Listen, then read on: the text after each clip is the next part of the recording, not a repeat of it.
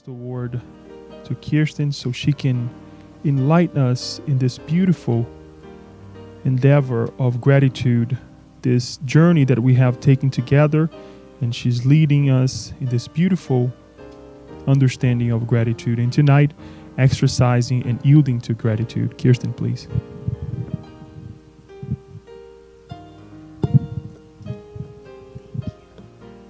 Thank you, Leo. Thank you, everyone. Thank you, God, for this moment. Good evening, everyone. Welcome to the Spiritist Society of Baltimore. We welcome you all with open arms as we do anytime we are here. Recently, we gave a lecture on gratitude in New Jersey with our dear friends, and they did something interesting, and we wanted to implement it here, at least particularly during this talk, if you all don't mind. And if any of you are brave and courageous enough, I'm going to say we'd like to open up our this fourth lecture in this series of lectures on the Joanna D'Angelo series, more so in the psychology of gratitude than anything else, but we wanted to open the floor. If anyone would like to would like to state something that they are grateful for. Do we have any volunteers? Miss Alba. Can I say everything? Let us say health. I'm grateful for health, for my own health and the health of my loved ones. Anybody else? Leo said he's grateful for spring. I don't see it yet because it's snowing, but I believe you. Anybody else want to make a statement of what they're grateful for? No, it's okay. We'll have more time for those fun things later. As you can see on the PowerPoint, the title of today's workshop is Exercising and Yielding to Gratitude. I will ask for you all to exercise your gratitude and your ability to yield, because we are overcoming a cold. I'm overcoming a cold, and I don't have my glasses, so I can't see those of you in the back, nor can I see the time. But we wanted to share a story, true story, to help illustrate this idea of exercising and yielding to gratitude and what that looks like. Because oftentimes we read in these books, and sometimes during our study group sessions or otherwise here at the SSB and elsewhere, people ask, well, this sounds really nice, and those ideas sound wonderful, those moral teachings sound great, but what would that look like in the real world? Like, what would I have to do? What would be the behavior? Because sometimes we lack the know-how. We have the knowledge, but how do I actually do it? It's not like, in nursing school, we learned how to put an IV in someone. There's a step-by-step process. Like, step 1, sterilize the area. Make sure you wash your hands. Step 2, et cetera, et cetera. It's not always so concrete when we talk, especially when we talk about something as abstract in a sense as gratitude, because people have so many ideas. Many years ago, when I still worked in the hospital setting, I worked in the ICU, I was pulled to a different unit, as generally we are in the ICU, and I had a patient who had a disease, a degenerative disease called muscular dystrophy. He was a very interesting case. There are certain cases that as a nurse you don't forget. And he really has stuck with me over the years. So when I was taking care of him, of course, when you're there for so many hours with the same person and you tend to have the same patient for many days and weeks at a time, he struck me because of his attitude. Here was, at the time, I think he might have been in his late 20s at the time, and he had been battling with muscular dystrophy for quite a while at that point. What was interesting was that not only did he have muscular dystrophy, but his younger brother, who was just a few years younger than him, also developed muscular dystrophy. What was interesting was he began to tell me his story about his experience with muscular dystrophy. Now, mind you, you have to picture the scene that I'm looking at. Here is a man laying in bed, and that's how he lives his life, laying in some sort of bed, being taken care of 24 hours a day. You could see by his face that at some point in his life, he was a very handsome man. He had all the structure, and even in his limited capacity to express himself, he had pizzazz, he had charisma. So I imagine in that moment as he was talking to me, a much younger man, a man that was full of life and vibrant, and I could still see that man through his eyes somehow. And he's talking to me about his experience with muscular dystrophy, MD. And he said, I accepted it. I just thought to myself, well, what will be the point in fighting this? Because there's no cure. It's degenerative. It only gets worse. I just accepted it. And he went to tell me some other personal things as well. And I, out of wanting to understand, and because we were conversing, I said, and your brother, does he have the same attitude as you? He said, oh, absolutely not. His brother, at that point in time, had attempted to kill himself in the earlier stages when he and his little brother first found out that he had muscular dystrophy, and multiple times after that. And he had expressed to me, look, I tried and I keep trying to encourage my brother and inspire him, and so many things I've tried to do for him. And you have to really see the scene that I was faced with in that moment, looking at a man whose muscles were completely atrophied, were turned to nothing. He couldn't move anything but a little bit of his face. And he just looked very sickly. And indeed he was, because he had some other issues. Obviously he's in the hospital. But to hear his voice and to hear the gratitude he said he had for life, for his existence. And he said, well, not many people think I have much of a life, because what people take care of me all day long. What is my life worth anyway? Some people might think. But he said, I am grateful for my life. So you can imagine looking at this man and processing that. How, in what ways has he yielded to gratitude? Because obviously he's exercising gratitude for his life. And truly only Spiritism can really explain to us and help us to understand why things like that happen. Why do some people get degenerative illnesses and others don't? Which is not our topic for today, but it's something for us to reflect about, to understand. What is it to yield and to exercise something, anything? Does anyone know? What does that mean? When we're looking, before we go to yield and exercise gratitude, what does it even mean to yield to something? Let's start with that. Miss Paula in the back there. Could someone pass it back to her for me? I just thought of the traffic sign. So I'm going along at my good pace, and I have to slow down because I'm making a turn and I have to yield. So I have to let the other car go ahead of me, whether I'm happy with that or not.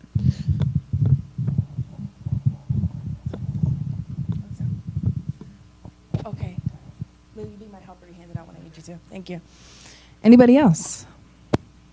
What is it to exercise something? What is it to, when you exercise something, Hinita? No? I thought you, yeah? Oh, I thought, well, it's going to be you now. What is it to exercise something? What does that mean? What would that look like? If you're exercising a belief, if you're exercising something, an understanding, you're exercising. Not necessarily the physical, like I'm going out to do push-ups, but. My definition would be to first acknowledge that there is the limitation, but then to find a way to circumvent and to still get to where you need to go, whether it be through work, whether it be to find, okay, maybe I can't study in this way, but I can do it in this way and still get to the same ending. It's not the same for everyone, so each person has to find what is their way. Yes. So Yes. to me, that's circumvent, going around, finding another way to accomplish the goal. Does No, that answer your question? That makes sense. It really adds to the whole idea of yielding to, give back to Leo, yielding to things and circumstances in our lives.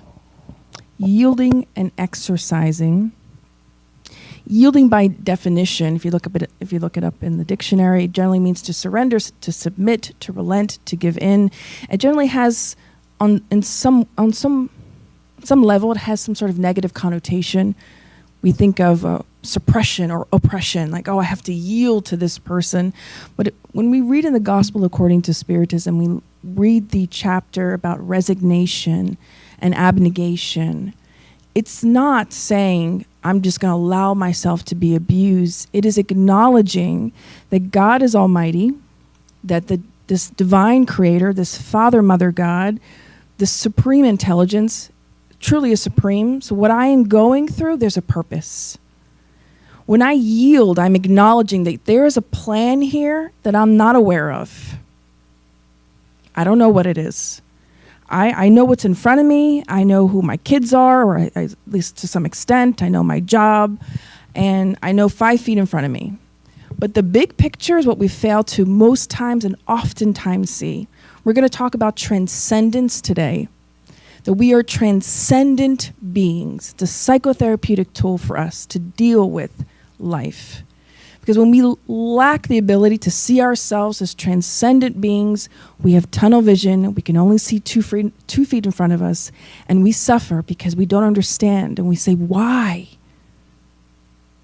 Why do I have this disease? Why am I going through this? Why me? Which is a normal reaction. It means that we're thinking beings. It means that we're growing beings. That's normal. But it also means that we need to view things in a different way. Is it easy? Can we do it? Do I want to do it? Am I too young? Am I too old to exercise and yield to gratitude? We're never too old. We're never too young. It's never too early to teach our children gratitude. And if we find ourselves in the end part of the spectrum of physical life, it's never too old to begin to understand what gratitude means. Because after all, this is what differentiates us between the animal kingdom. The animals don't have this incessant need to progress. This is what differentiates us from the animals, other than a few other things, or a lot of other things actually, is that for humans, there's something beyond physical needs. There is the need to progress. Abraham Maslow, most of us know who he is, the great theorist, thinker, psychologist. He created this beautiful pyramid that has been used ever since. And at the top of this pyramid is what Abraham Maslow called self-actualization. It's what Carl Gustav Jung calls individuation, I do believe. But at the very bottom of the pyramid, because there are steps to get to, fully actualizing yourself, it means total and complete happiness, plenitude, nirvana. He says before you reach all that, down on the beginning part of that pyramid are some physical things, physical needs that have to be met. Food, water, then there's security, and then love, and then many other things that go up that ladder. But we are not just that bottom part of that pyramid. We are not just the physical body. It's what we get so caught up on, is this physical body. That we forget. Even the best of us, even us who study Spiritism for years, can fall into this trap of forgetting that we are transcendent beings. We are immortal. There's more to life than what we see. We truly need new lenses. This idea of transcendence, Joanna shares with us in the book, The Psychology of Gratitude, which, by the way, I happen to have here. Those of you we don't have it here for sale anymore, but it will be on sale again at some point.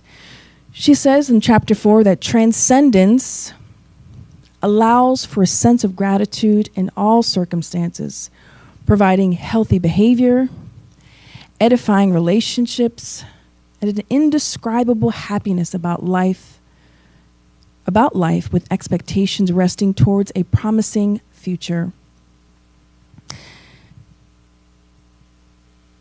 Joanna says we should be thankful for being transcendent beings.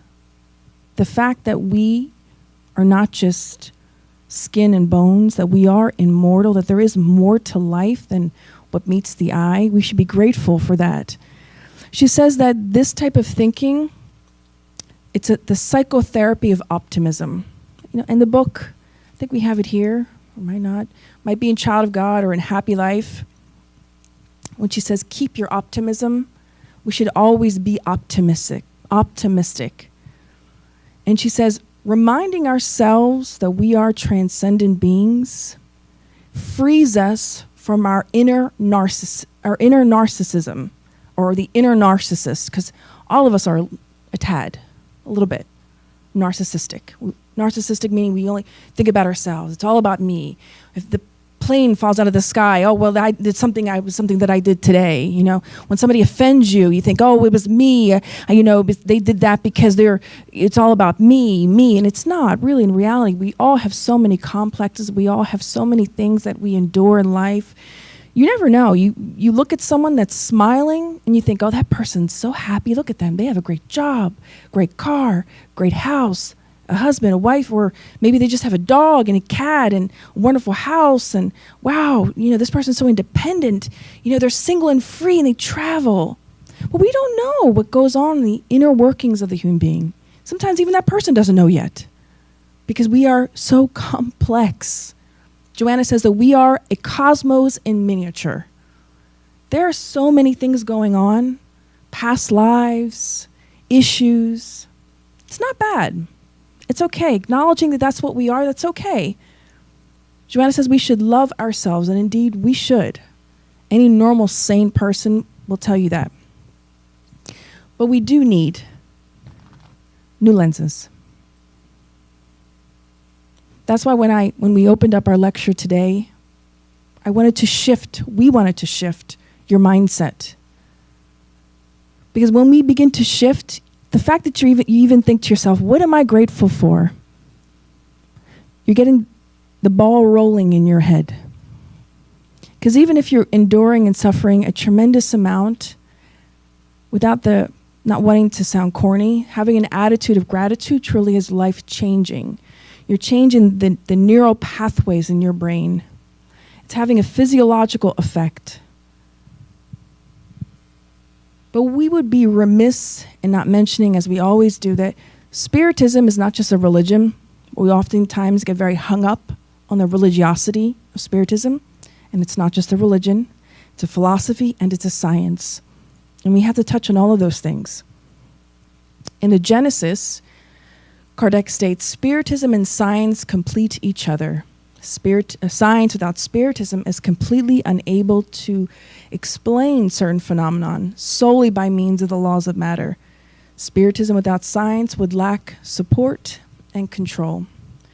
We bring that just to refresh our mind and to remind us that there is that aspect. We often, again, think about Spiritism in the religious aspect, but there is that scientific aspect as well. So much so that there's this really beautiful saying, and Joanna actually uses something to this effect in this chapter. William James, a lot of you might know who he is. He's the great American pragmatic psychologist. He's most known for, after a series of long observations with the medium, I think it's Leonore Piper, Mrs. Piper, and her mediumship, he was absolutely convinced that what she was displaying was real. He's most notable for saying this particular phrase that's been used in many different arenas. And he says the following: if you wish to upset the law that all crows are black, you mustn't seek to show that no crows are. It is enough if you prove one single crow to be white. It's an interesting thought because when we're going to be talking here today, we're going to be talking about gratitude, yes. And some of us might think, well, Kirsten, I don't really believe in life after life. I think that when I die and that's it. And my bones I get buried and that's it. I don't go anywhere. And some might even come with the argument, well, science hasn't proved it. Science has not proved that reincarnation exists. Science has not proved a lot of things that Spiritism has said. But one interesting thing for us to remember is that they cannot disprove it. That's the point. So any good scientist, Joanna tells us, that if we cannot disprove something, we cannot discount it just because we cannot approve it, or prove it, rather. So we bring this because the things we're going to be mentioning today, it warrants us to think about this, because some might not believe that we are transcendent beings, but we are. But even if you say, well, I kind of struggle with that idea, Kirsten, I'm not really sure, that's okay. Look at what William James said and ponder about that. Think about the possibilities of what if, because it's not been disproved. So let's just allow our thoughts to go there. But what is the purpose of religion anyway? And why are we here? Why did you all bother to come here on a Saturday evening? Well, you could say, well, the weather wasn't that good. Where else was I going to go? You know, prices are sky high. You know, politics are annoying, so I really didn't want to go to like a restaurant. I didn't want to go to my family's house because they're all talking about this and politics. And I just wanted to go find some peace. That's good. That's good. Well, what is the purpose of religion and spirituality? What is its purpose? Why? Why bother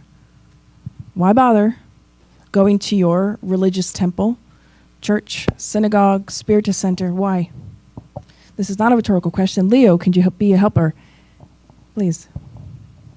What first came to mind is to keep you connected to a higher truth. So you stay in touch with this reality of God, whatever you want to call it. Just as you were saying earlier, so you're not just caught up in the mundane material world, that you can draw from that source. Yes. Really, daily, if you can remember to, or hourly. Yes. That's true. Anybody else? To dematerialize ourselves. Nice. To dematerialize ourselves. I like that too. That's good. These are all good stuff. Some might say, well, to bring me closer to God, to learn to love others, to make myself better, to learn how to love myself. Those are all valid and legitimate reasons why. As long as we are aware of why we are doing what we're doing and we're not just getting up every morning in a repetitive motion, never really stopping to reflect. Joanna says something interesting. She always says something interesting, doesn't she? I mean, I never known her to say something otherwise, but something interesting for us all to think about. When we are going through hardships, we might ask, why me? We might complain. Or we might actually do something that's not good. In extreme situations, some people take their lives because they're unable to cope with the heaviness of their lives, their situation. Some people turn to medication, and I don't mean prescribed. I mean the kind of stuff you might purchase illegally. Or they turn to other avenues that are not positive, negative thinking, pessimistic thoughts, none of which are good. But we have two choices. When we are thinking about gratitude, there are a lot of barriers to us even reaching that. I remember recently we were speaking with one of our friends who was telling us about another friend who had difficulty in doing some basic things, such as praying and or doing charity work and or meditating and or et cetera, et cetera. And we began thinking about the educational aspect of those comments, that it's interesting to evaluate this. And we began reflecting with the help of Joanna DeAngelis. And it's interesting because she tells us that we have a lot of barriers to even reaching the ability to be grateful. We have a lot of inner complexes, a lot of fears, anxieties, worries that we have to break through. And one of the things that she also says that's very interesting, a lot of times we think about psychology as something very abstract, as something that everybody else has to deal with, I don't have to deal with, I'm fine. We've heard this often throughout our lives. I don't need a psychologist, I'm fine. I'm good. Or, I don't need a psychologist, I'm not crazy. It's a common one. I don't need a therapist, my life is great. The truth of the matter is, if we accept that we are transcendent beings and that I've lived before, and that that it gets archived in our mind, all of our experiences we've ever experienced, we all could use at least one session with a specialist, in a way, to help us to reevaluate ourselves. If not that, then at the very least, something we're going to be talking about, Joanna says, a self-evaluation, and not just once a year, like when you go to your primary care physician. We're talking about on a daily basis. That, does everyone get what that means? Like a self-evaluation? Can I have a show of hands? And I'm not trying to be funny. Do we all understand what that means to evaluate ourselves? I got 4 people who understand what that means. Yes? Know what self-evaluation means? Yes. Okay, so we get that concept. If I ask you to go home and I say, Megan, this is Megan here. Megan, I want you to go home today, because I'm going to go home today, and I want you to get a book, a notebook, and I want you to begin to evaluate yourself. What are the chances that Megan will even listen to me? She'll probably say, oh, this girl. Like, oh, okay. Go home. Like, that girl's crazy. What are the chances if I say, go home today, and I want you to get a notebook, and I want you, from this day forward, stop complaining. When I tell you to stop complaining, you're going to realize how much complaining you really do. Because the act of stopping to do that is going to really be like, oh my gosh, wow. But the act of having to do a self-evaluation is very difficult. It's very difficult to create a new habit if we don't already have one. Why? Does anybody know why it's difficult to create new habits?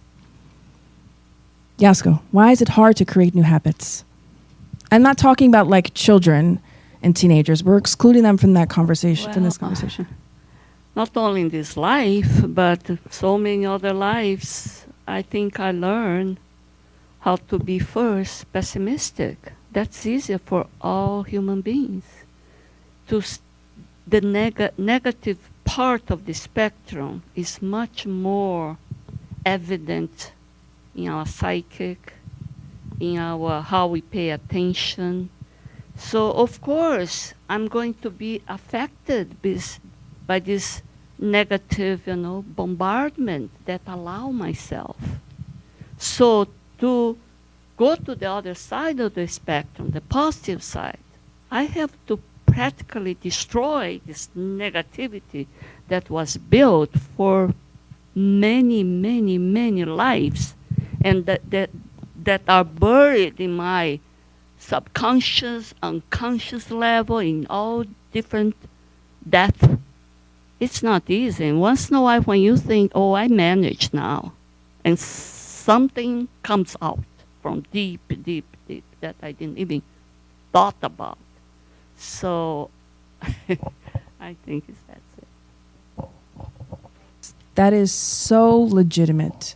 One of the things we learn, not just in Spiritism, not just with Joanna DeAngelis, but if you have the opportunity ever to take a college level course on Psychology 101, you could take it at your community college. I think you even can audit those classes for free.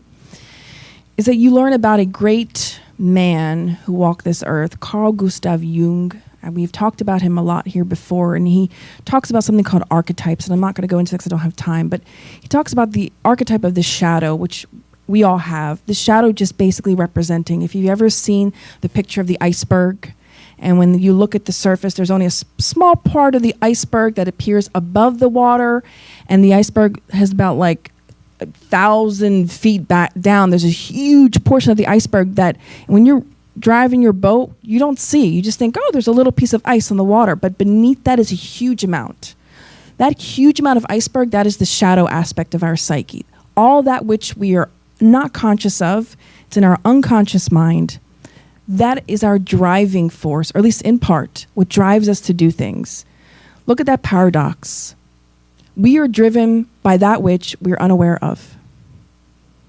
A lot of the issues of the archetypes we have in our lives, we're driven by those things. That's in part, yes, Yasko, is what holds us. The shadows, Joanna and Jung tell us, are what hold us back. Every time we want to change and create a new habit, for instance, it's like I have the angel and the devil and the cartoons you see when you're a kid. It's like I constantly have that, right?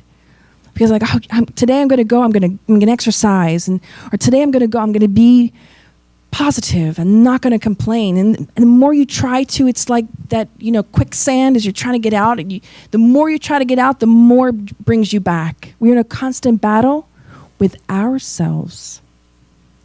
People oftentimes, and Divaldo Franco, the great, eminent, prolific spiritist medium in Brazil, he often jokes, and we like to piggyback off his jokes and say the same, that we attribute a lot of our problems to obsessors. Oh, my obsessor. Oh, this person's obsessed. That's why they're doing that. Look at them. Look at what they're doing. They're obsessed. These poor obsessors have nothing to do with what's going on, and we're blaming all of them. Now, are we all influenced by spirits? Of course. But primarily, I'm the one who opens the door anyway. I open the door. Our energy matches. He says, hey, this is a friend. You like to do this? Me too. Let's join together. But we shouldn't blame no one, not even ourselves. We shouldn't blame ourselves, but we should educate ourselves, simply. But yet it's not so simple. Jaska, when you mentioned something, and it made me think of something that's in the chapter that Joanna says. It's page 96, if anyone has this particular book in English at home. She says the following, that considering, this is deep, so hold on here, guys, okay? I had to repeat it a couple times, even in English. Considering the directive of achieving, no, hold on, Joanna. You got to go back one, hold on. Yielding to gratitude until the feeling of gratitude becomes natural, meaning until it becomes a habit. When it spreads out in generosity, the psychological maturity of the individual remains distant from the goal it must reach. Considering the directive of achieving such a feeling by means of well-directed moral efforts, the human being is prone to afflictions during the existential conflicts in life, when the individual ends up attributing great value to the reactions and negative behaviors of social interactions. This is going on now. This is so current, even though Divaldo psychographed this book. It wasn't too long ago. Actually, pretty recent, 2011 looks like, or 2010. But it's so relevant because we tend to focus on all the negative that's going on around. I was born here in the United States, and other people were born in other locations, but we can see that certain political issues in certain countries are going on. It's all over social media, and we tend to stick on that.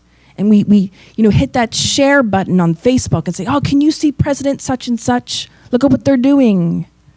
Look at this scandal that happened. Whoa.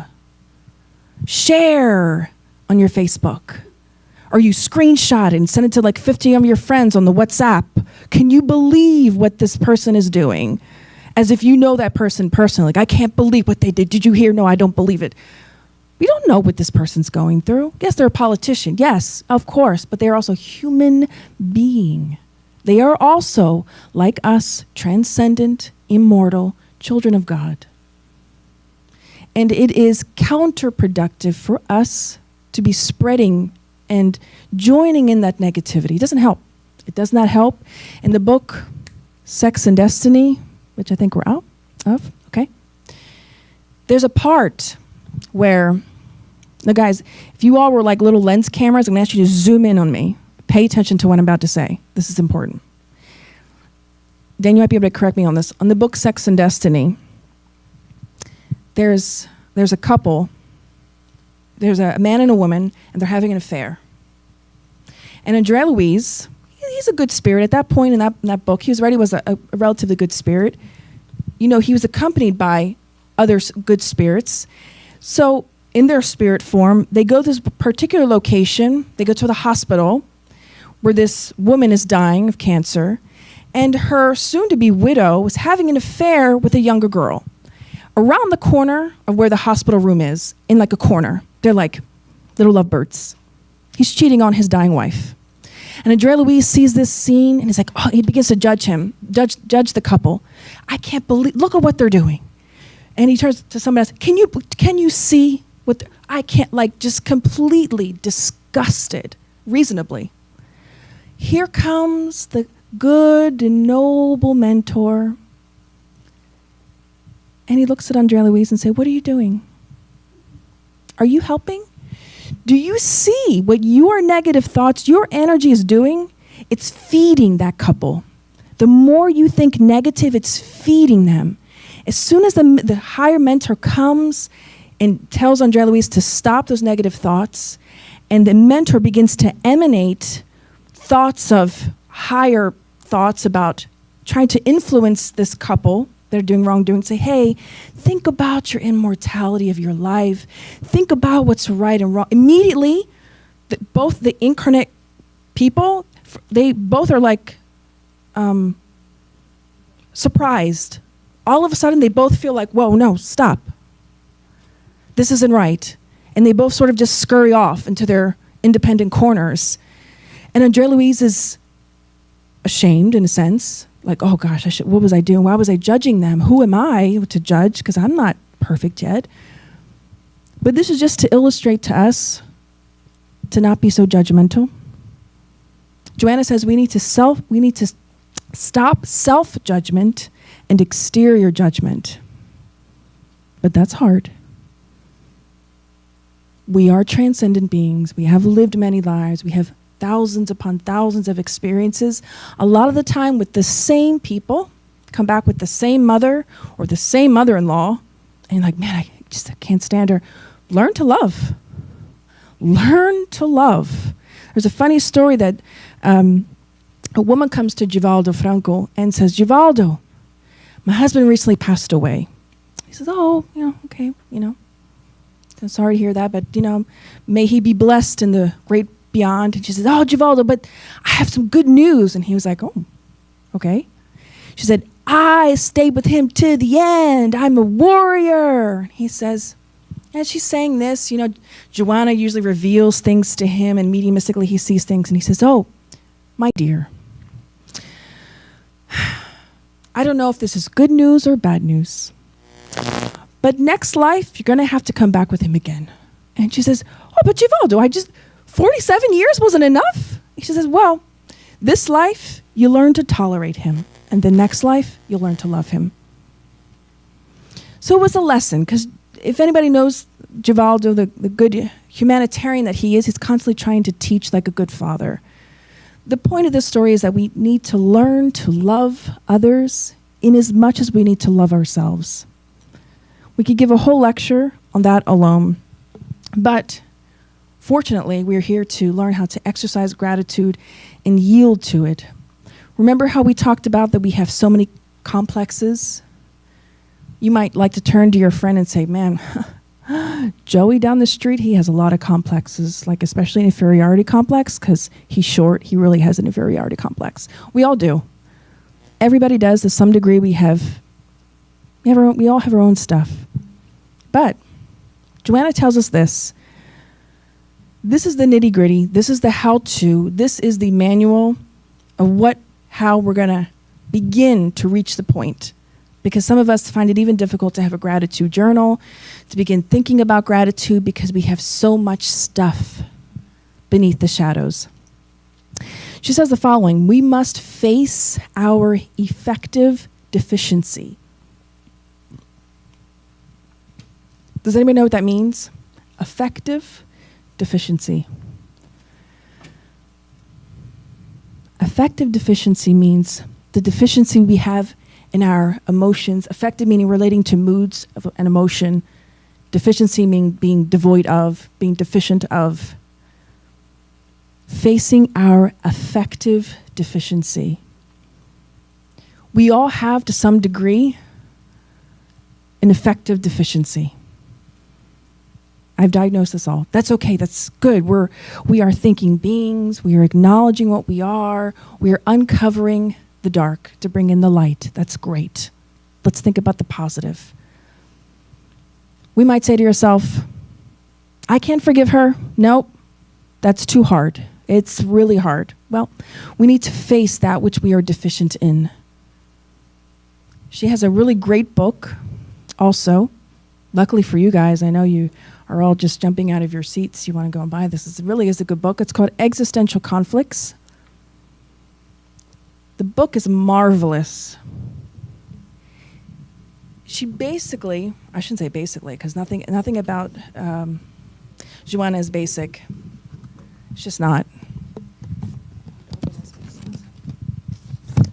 She has about 20 chapters on laziness, anger, fear, resentment, guilt, jealousy, anxiety, cruelty, violence, drug addiction, tobacco, alcoholism, stress, phobias, courage, love, and death, with one or two other ones. If you thought you knew what love was, what understanding death, you got to put on new glasses when you read this. It's very educational. If we want to face our affective deficiencies, and you want to say, well, Kirsten, well, where do I start? Joanna says, just start with the very first thing that's there. Whatever it is that comes to your mind. Well, I feel like I'm deficient in such and such. Get to know what your emotions are. We have hundreds of them. I forget what the cataloged amount was. We once talked about it here at the SSB, but there's a lot. The most of us don't even know. Let me make this more concrete. Has anyone, don't feel ashamed, I'm not going to ask you what it is. Have any of you ever experienced something? Let me go back. Have you ever gone through something and the way in which you reacted surprised you, whether good or bad? God bless you. So some of us have gone through something, reacted a certain way, but did not think we would react that way. Do we know what that is a sign of for us? We don't quite know ourselves as much as we thought we did. If you're at work, this happened to us recently, just to show you that how unevolved we are. I was washing dishes at work, and another coworker, and I was very much into washing my dishes. I'm not sure why. My mind was, I was off somewhere else. But she came up behind me without asking anything and threw her stuff and started washing her dishes while I'm washing my dishes. And I didn't quite know how to react, and I got very upset. But then I surprised myself at how upset that I got after the fact. When I reflected and thought about it, asked myself, they were just dishes. Why was I so upset over dishes? After further reflection and, facing my affective deficiency, I realized it had nothing to do with the dishes, and it had to do with a much more deeper-seated issue that presented itself as being angry at dishes. It had nothing to do with the dishes. This is our story. This is our story as a humanity. But it's nothing we should be afraid of. It's nothing that we should run from. In our society, if a man cries, he's looked down upon. He's looked down at. You know what I'm trying to say. It's frowned upon for men to talk about their emotions. They're automatically labeled in a negative sense as being gay, being too feminine. He's a girl. He's too much like my sister. I can't take it. We have all these negative things. So men, we give you a little bit of a break because to face your affective deficiency, there's so much in our society that pushes you away from that.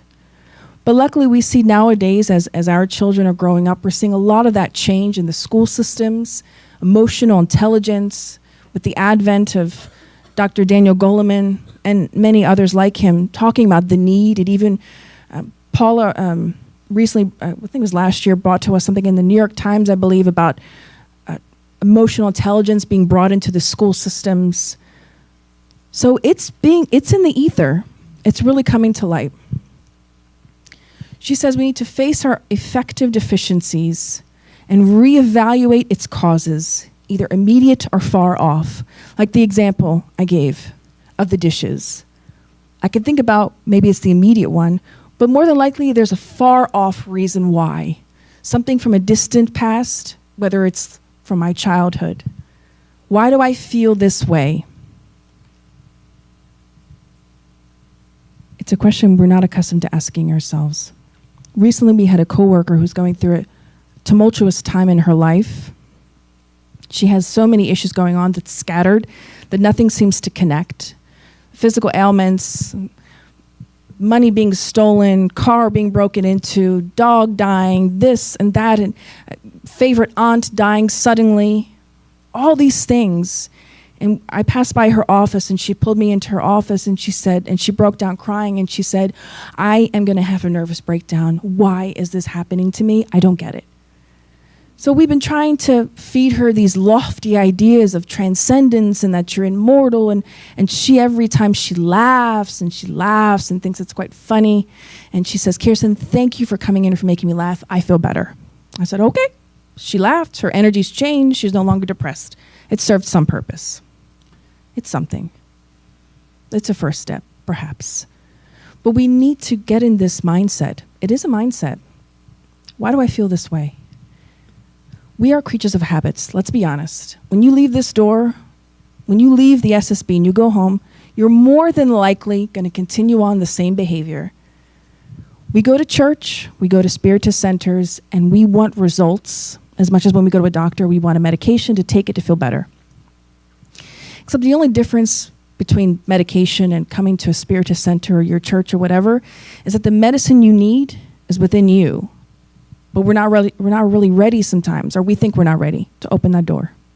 So when we leave here, we feel, I feel good. This spiritist thing. Some people call it the spiritist thing. You've heard this term. You know that spiritist thing that you guys do on the weekends. I feel good when I go. I said, that's great. Keep doing that spiritist thing. But, when you go home, keep thinking about that spiritist thing. Keep reflecting about it, and ask yourself these questions. When something happens to you, why is this happening? Good or bad? Joanna says we should be grateful for everything. That's a hard pill to swallow. That's a very hard pill to swallow. And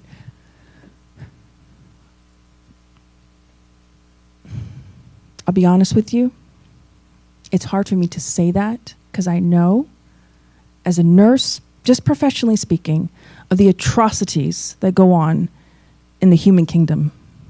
Atrocities. But it is truth. There is something to be grateful for.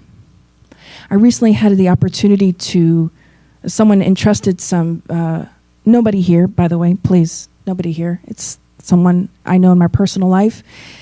After many years of knowing her, she had shared this very personal and very disturbing personal thing, abuse that she suffered at the hands of her own biological father for years. And when I looked at her, I wondered how was she functioning as a human being, because that level of abuse would put you in a sanatorium. And she began relating to me all the ways in which she's been able to find gratitude. Sidebar. Sorry, cameraman in the back. When you begin to study, we have noticed, when you begin to study a particular subject in Spiritism, all these people begin coming to you with stories of gratitude that you didn't ask for. They just sort of pop in. And we think it's spirituality coming to share, to help us relate back to all of us together, to think about there are real people that are going through real problems that are able to find gratitude. It's amazing, even for us, to look at these people and say, she found something to be grateful for. I have, moving forward, I have stolen Paula's phrase, her catchphrase, and she says, where's the lesson? Where's the lesson? This is repeated over and over again in my mind. Where is the lesson in this? When something bad is happening to us, where is the lesson here? I'm not a victim. We are not victims. Let's take off my victim hat, put it to the side for now. We're not victims. We are merely students of life, experiencing that which we must experience to grow. Another hard pill to swallow and to say, but it is true. Whatever we are enduring, it's because we must endure it. It's simple, but so complex. If I'm suffering, it's the direct result of something I'm doing, good or bad. It's quite simple, but hard to accept because we want to attribute, as Joanna tells us, and in the Spirit's book tells us as well, we attribute a lot of positive features and virtues to ourselves that we don't really have yet. We just think that we have them. That's not to say we shouldn't love ourselves. We should. But let's keep it real. My words, not Joanna's, but I'm paraphrasing what she's saying about transparency, reevaluating its causes. Allow for moments of self-examination of our conscience towards transcendental and a deep interaction with ourselves. If I ask you to go home now, spend 30 minutes by yourself, without your phone, without your smartphone, without your laptop, who thinks they could really honestly do it though, for a full 30 minutes? Paul, I know you can. I question if Sarah can. Maybe Daniel, Albert, yeah, okay, yeah. The rest of you probably, yeah. But can we really though? Can you really spend moments of self-examination? I'm saying the words, I'm hearing them come out of my mouth, and I read them. These are Joanna's words, by the way. I didn't create this. I do apologize for not mentioning this. She says this in her book. These are her words. Not mine. Allow for moments of self-examination of our conscience towards transcendence and a deep interaction with ourselves. Sit at home without a smartphone for 30 minutes a day. Find time. We are busy. Yes, I get it. But guess what? Every single human being has only 24 hours a day. Every single person. Why can some people do it and I cannot, or we cannot? Time management. It's a skill that should be taught more in schools. Find 30 minutes for yourself, or 20, even 10. Find more. Are we not important? Am I not important? Before God, I'm important. We seldom find time to eat right. Common excuse, I don't have time.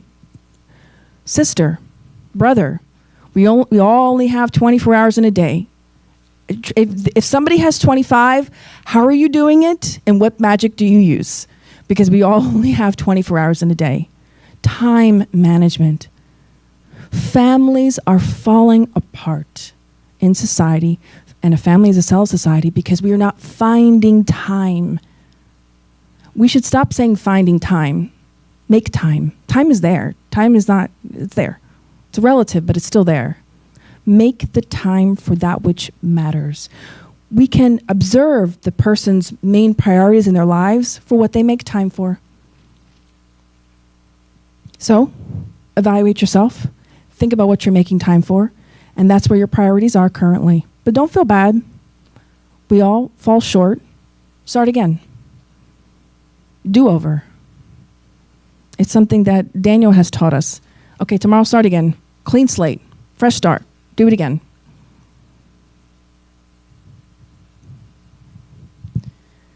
But when we allow for moments of self-examination of our conscience towards transcendence and a deep interaction with ourselves, we encounter some issues, of course, as we talked about before.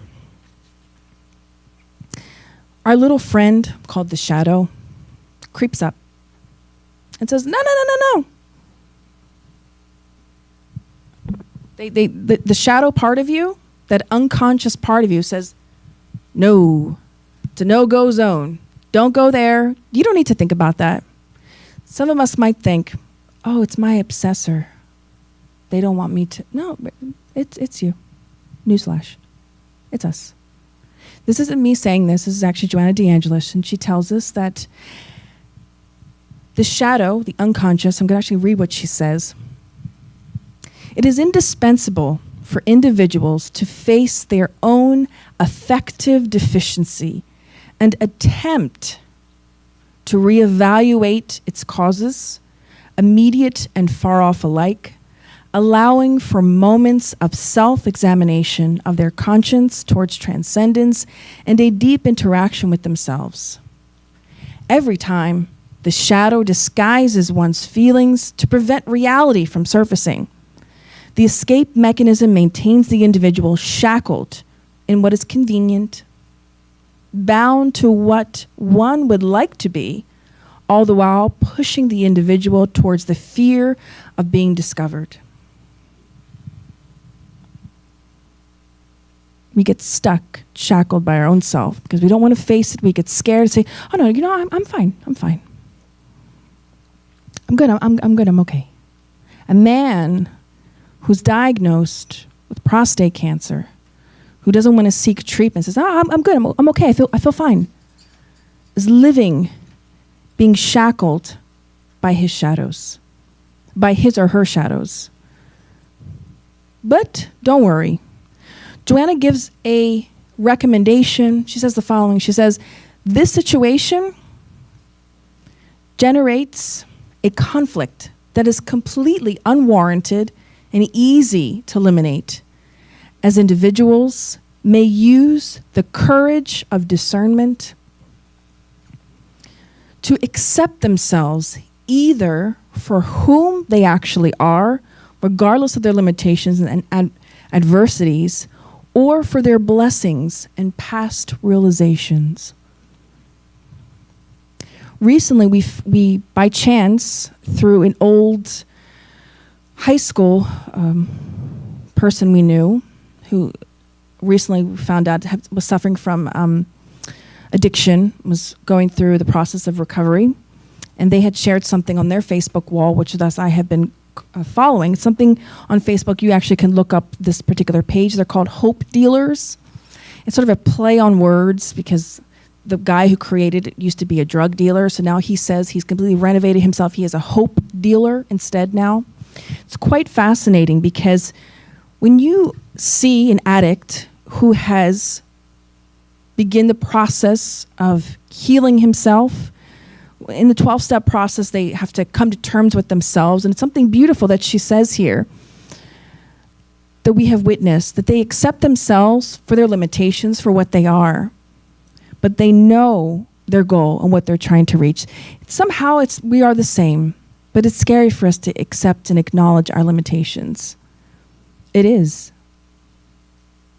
Some of us might not be enduring anything that's too difficult by some standards. Well, I have a little issue here with this person, but I'm not really enduring something right now.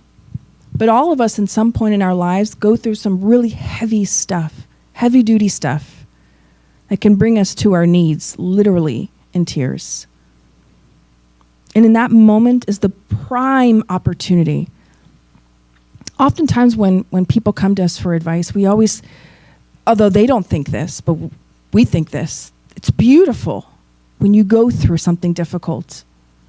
Because it means, there's a saying in Portuguese, and I'm translating to English, that's something that my mother used to say. She used to say, in relation to pain and suffering in life, she said, the worst pain that a woman can experience during labor is right before the baby pops out. That is the worst pain. Nowadays we have epidurals, so we don't really know what that pain is. But if you went natural or, whatever, you know that is the worst pain when the baby's head is crowning because everything is being stretched, and not to be graphic. But the same is in life. When we are at the apex of our pain, it's because something great is about to happen. A great change is coming if we are open enough to accept it. If we take that route, Joanna says, and looking at our pain and suffering as a blessing and to look for the lesson, where is the lesson? If we go that route, it can serve as a huge leap in our transcendental journey. But Joanna says we have another choice, which a lot of us, we take. And we want to say it's natural, and we've been doing it for so many lifetimes, that we choose the other route of, this is too much, I can't handle it. God is cruel. He didn't know what he was doing. Or this person is a terrible person, I will hate them.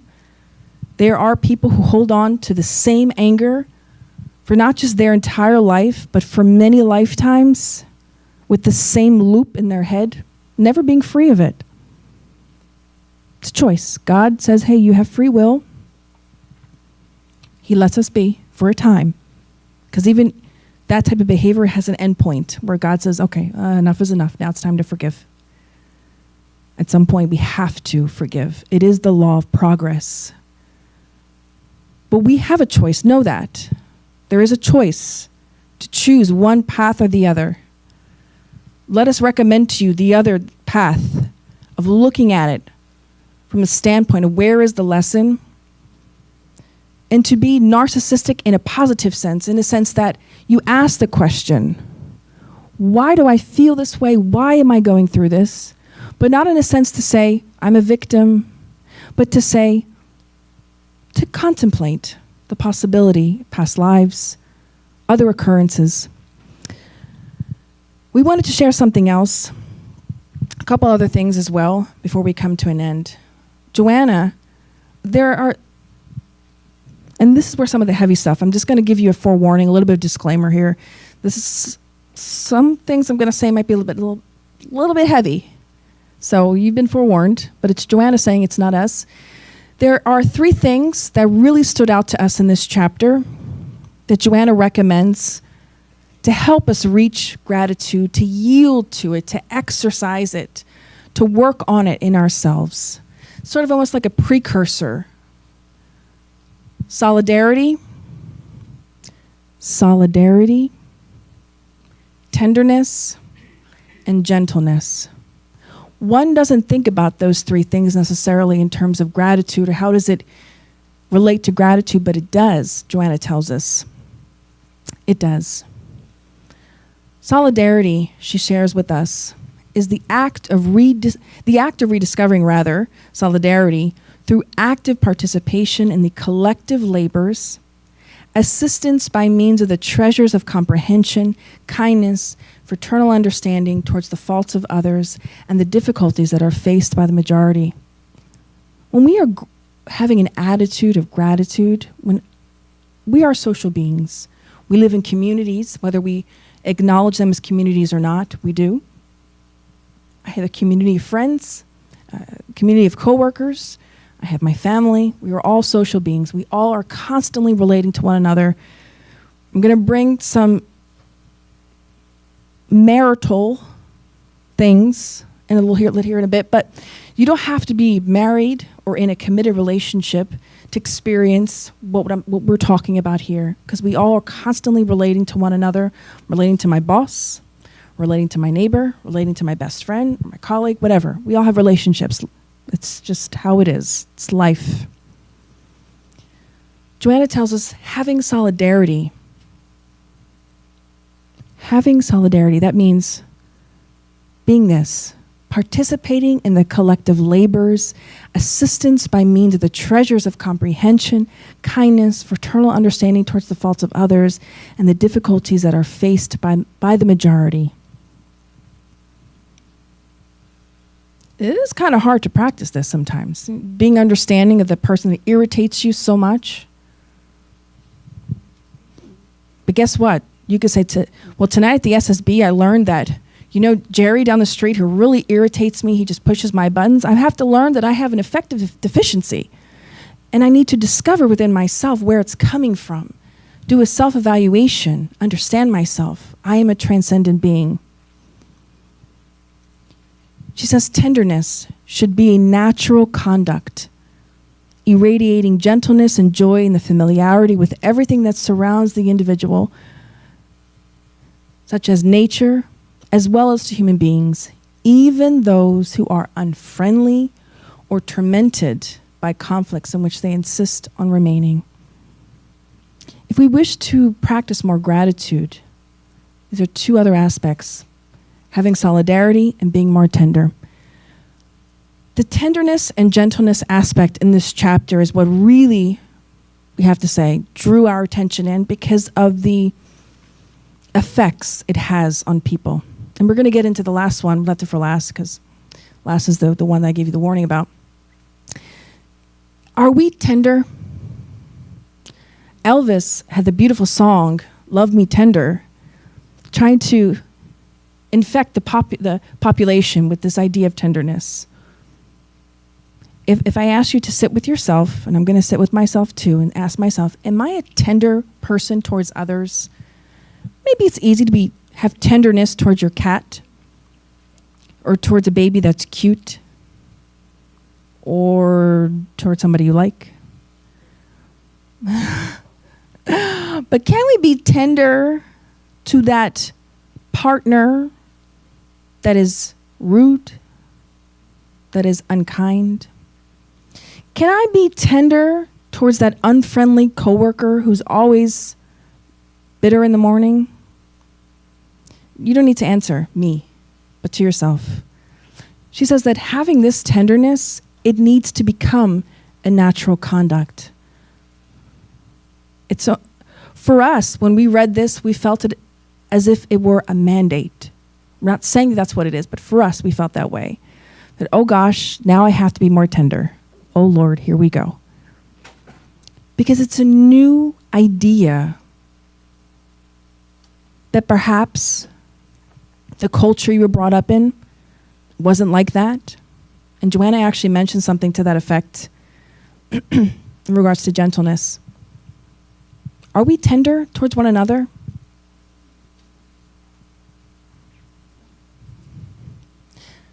Sometimes we're tender at home, but not kind and understanding in other places, or reverse, which is we think is much more common. We tend to not appreciate our home setting, our partners, our spouses, our life partner, whatever the term might be, doesn't matter. And then we tend to be so nice to everybody else. And that needs some reevaluation, because that also is not correct. We need to be tender towards all people. Yes, even towards those that are unfriendly. And we like how she says tormented by conflicts, because she reminds us that people that are rude to you, are mean, are aggressive, they're tormented. It's even a call for us to rethink how we're looking at other people. This is where the shift comes in. I'm sorry it's at the bottom. Maybe some of you in the back can't see it. She talks about gentleness. This is a huge, huge thing.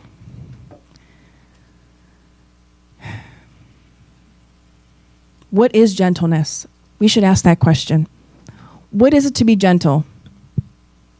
Have all of you seen that commercial on Facebook? There's a father and a son, a little boy, and he's drawing on the wall with crayons. And the one first part of the video, they showed that the little boy if you have a little kid, you've experienced this to some degree. The little kid's drawing on the wall and is doing this thing. And the father comes by and he takes him and he shakes him violently and starts screaming at him. And the boy's looks like he's horrified. And then they cut to the next scene where the little boy is playing with a little girl, and the little girl takes his marker, and he stands up and grabs the little marker, starts screaming at her. And then the next scene is where they talk about how, what you teach your children, they repeat.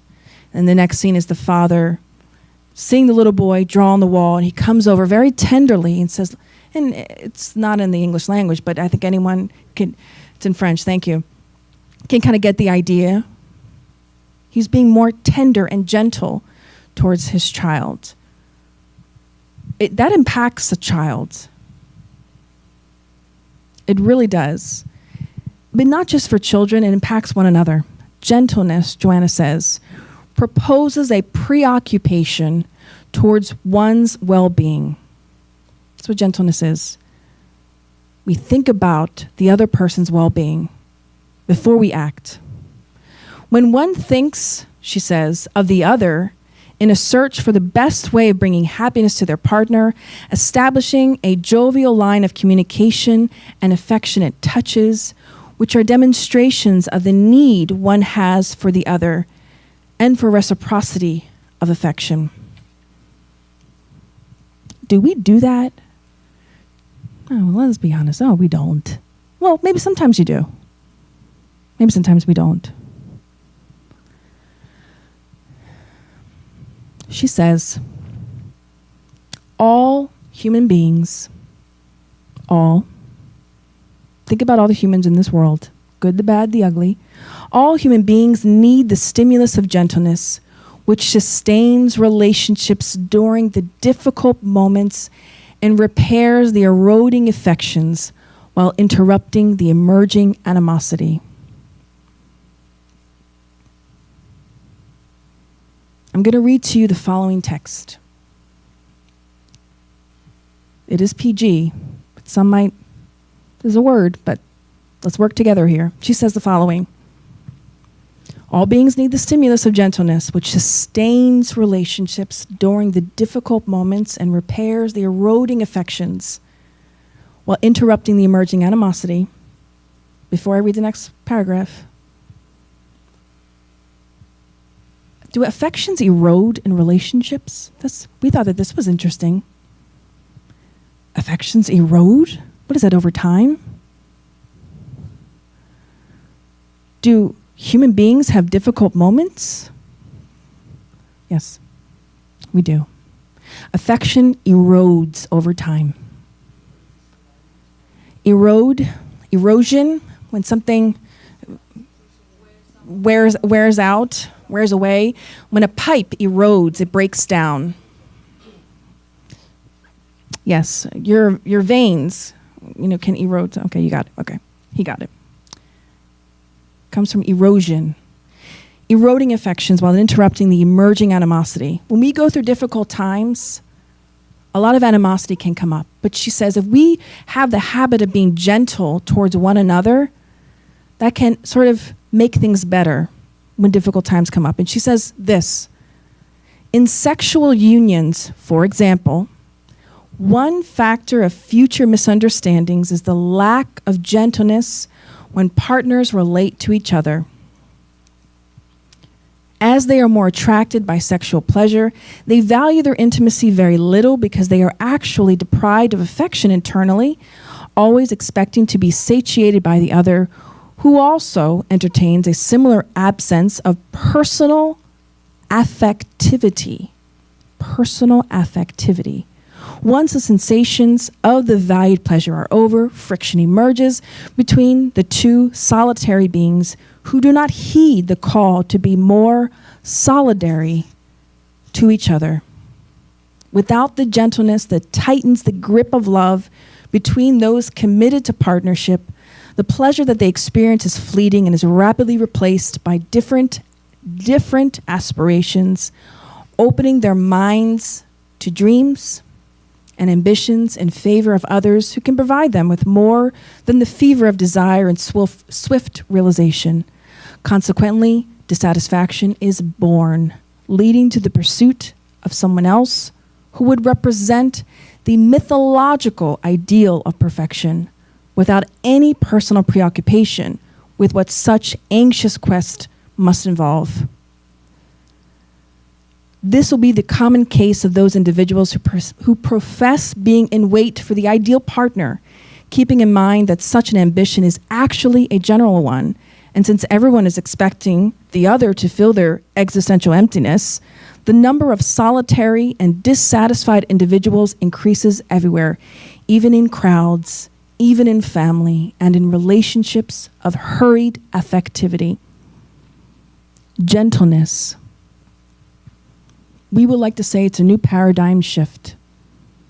When we read this chapter, we questioned what in the world does this have to do with gratitude? This sounds like a book on relationships. But we learned that since we are such complex being, before we even get to that level of being grateful, I have so many other issues going on I need to address first that she's trying to address here for us to say, hey, solidarity, tenderness, gentleness, things that we hear of, maybe your mother told you about, that you should, be kind, be tender, be more loving. Maybe you heard about those things, but seldom have we learned how to practice them. So do not be worried if you say to yourself, well, I'm not sure what it looks like to be gentle because I've never taught that. Well, you can begin today.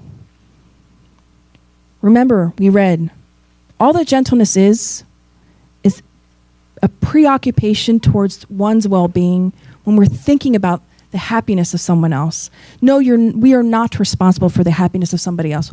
We are not responsible to making somebody else happy. They are. But we can contribute. We can help. The happiness that I have inside, I can spread it out. And vice versa. When I am miserable, I spread misery around me. There's a saying that's very true. Hurt people, hurt people. Hurt people, hurt people. When you're hurt, we hurt others. Those are those tormented by conflicts. Okay, this seems like a lot of psychology. Kirsten, what about everything else? Well, how about we touch on the scientific aspect, that it's actually physiologically good to be good. You could read about Dr. Stephen Post's research on the being good to be good, but we have this whole system in our body. We won't go into it because of time. This beautiful little limbic system that sends out these stress hormones in our bodies. There's a beautiful nursing theorist by the name of Dr. Barbara Dawsey, who is married to the wonderful Dr. Larry Dawsey, who's equally as wonderful and has these great progressive ideas that match very well with Spiritism. She says, if you trace anatomic locations from the limbic system down the nerve pathways into the extremities and organs, the physiological changes in the brain correlate with emotions, attitudes, and thoughts. Emotions, attitudes, and thoughts.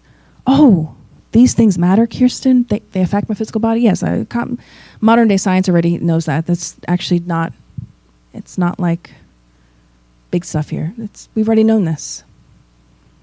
But it warrants us to remember this, that every time we're having negative emotions, every time we feel like, oh, I don't want to be kind to this person, I don't want to be more gentle, but it's good for us psychologically, physiologically, to be better. From a spiritist perspective, we can understand how illness starts from the spirit. And because we don't have an immense amount of time, we're going to say that we have a spirit, paraspirit, physical body. That's sort of akin to computer. You have the hardware, you got the software, you need an interface for the two to communicate. In essence, that's what we are. If you study more in-depth Spiritism, you're going to find a lot of other bodies that happen that are in between here, but we won't get into that. Basically, in a nutshell, I'm a constant thinking being, right? I'm constantly having thoughts. Those thoughts, the paraspirit receives the impression of these thoughts and impregnates in the fluids. And this continual negative emotions, they cause us to get sick. They really cause us to get sick. In the book, I think it's Action and Reaction, the story of Leo. I think it's the man who caused his own illness. It's one of the André Louise series where the guy actually suffered. No, Missionaries of the Light is what I'm thinking about.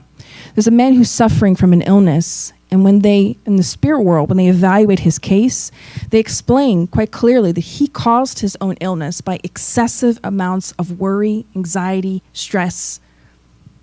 He bombarded his central nervous system with all of these negative hormones, constantly being stressed, being worried. It made him sick. Towards the end of his life, he got an ailment and he died because of that.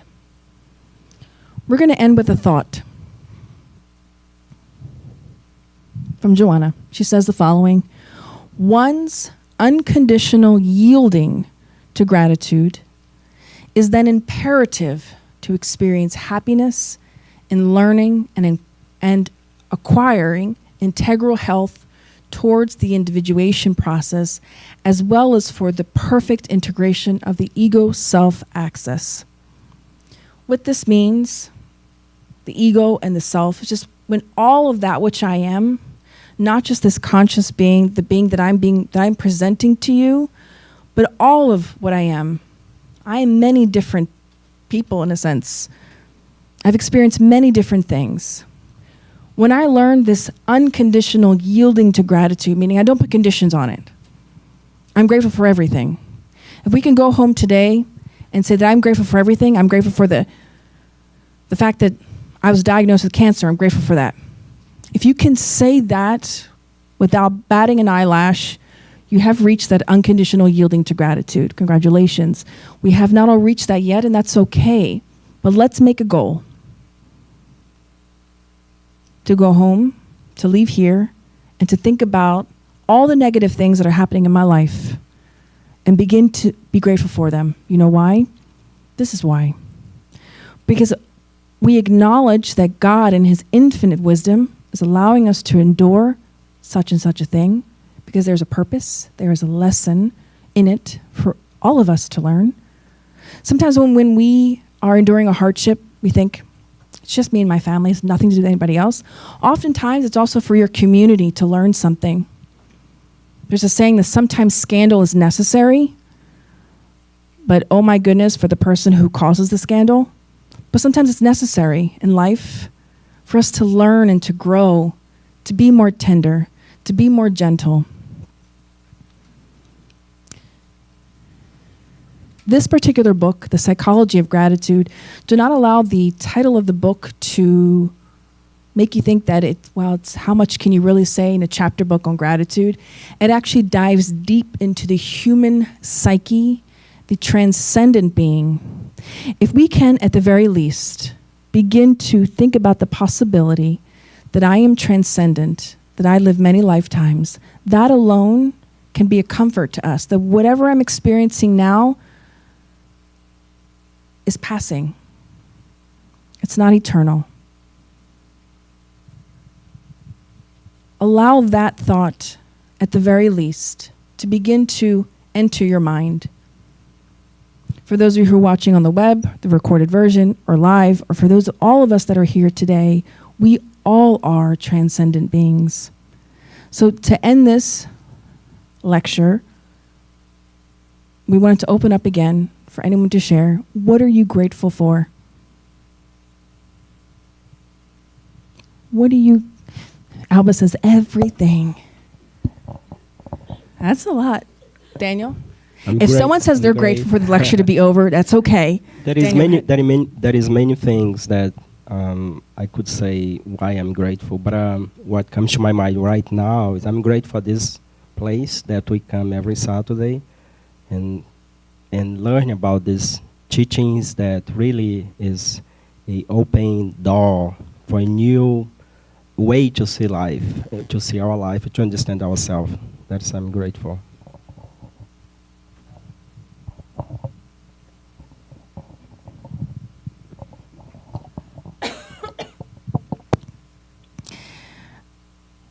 Paula? Yes.